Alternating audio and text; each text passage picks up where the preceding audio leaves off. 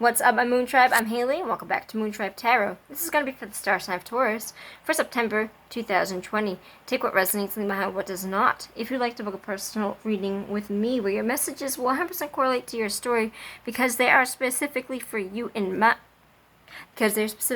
mind, you can find all the information for how to reach me in a reading in the description box down below. If you like me and want to support me and you like the work that I do and would like to continue to see videos like this, please smash the like and subscribe button as well. Without any further ado, Taurus, I've already gone and pulled your cards off camera for you like always, so let's get right into the reading. We got the Four of Pentacles, the Queen of Wands, the Three of Wands. First of all, I would this book taught me specifically to read the colors in a reading. So what do you think of when you think of reds? Do we think of warnings? Do we think of dangers? Maybe this card is a little bit more red than the others. What does that mean? It's a very warm yellow, orange, red spread. When we think of colors associated with the tarot, and I think of blues, purples, and cooler tones like greens, I think of cooling, refreshing, healing.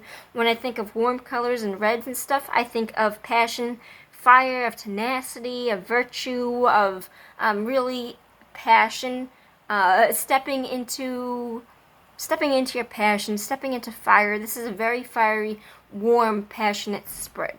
So, or that's at least what the colors are representing. I think that there was a situation, I'm not 100% sure if it was in the past or if you're going through this now.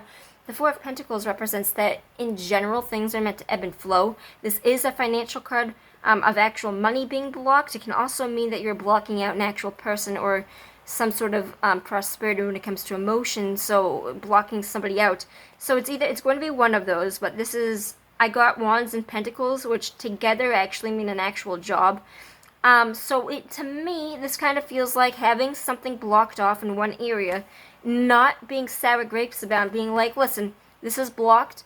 I'm not going to continue my ventures down here. I'm going to be a leader. I am a leader. I am a Queen of Wands. I'm somebody that understands how to have leadership.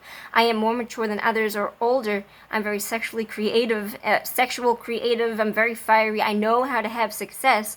And I know that this is blocked and I'm not going to bother messing with this because I can't do it. And it's not moving. So I'm going to see where I can go ahead from this. Having a block come up, kind of you being like resilient, like nah, like this is not my energy, I'm not going to be dealing with this. And then traveling out elsewhere to see where your goal success could be.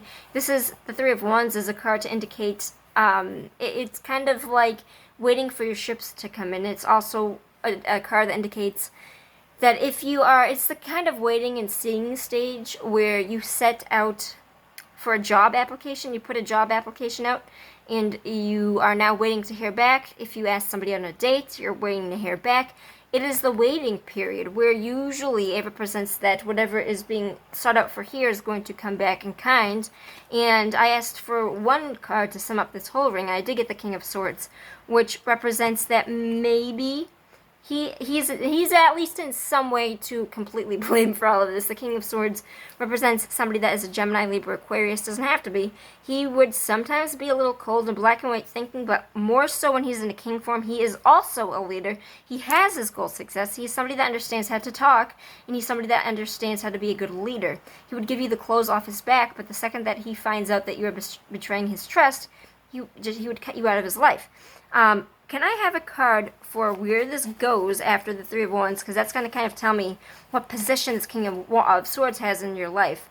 So it's, okay, whatever it is, it was maybe seeing where this could go from maybe a relationship or some sort of communication relationship. It doesn't have to be romantic, but some sort of partnership or something. It could have also been an actual job. But your ships are not going to come back bountiful this time around. It does indicate that you are going to at least be looking. It doesn't have to be so negative.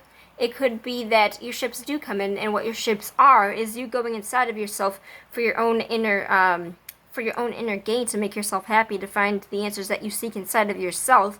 Now, specifically, where does it go after the Hermit comes in and you do that isolation, you do that work? The Wheel of Fortune represents kind of a change of fate, where you are allowing things to happen without any control. It's going to be a transformation of going into a period of needing to know all the answers to something and just allowing yourself to ride that wave. You don't get to choose what your hand is, but you just specifically directly get to choose how you play the hand that you are given, and that changes your destiny, Taurus. This isn't so trash. I don't see any hard feelings being held here, but I definitely do think that maybe there might have been a person here that you were looking to maybe start something with, and it ended up not being as forthcoming as you had hoped that it would. Maybe it turned out a little bit more empty, but this, to me, I don't get any sour grapes with this, and perhaps that blockage is that person, and maybe getting rid of this blockage might benefit you later in the future, Taurus. This isn't a terrible trash reading. I love you, and I'll see you in the future on the flip side. Peace out, my Moon Tribe. Bye.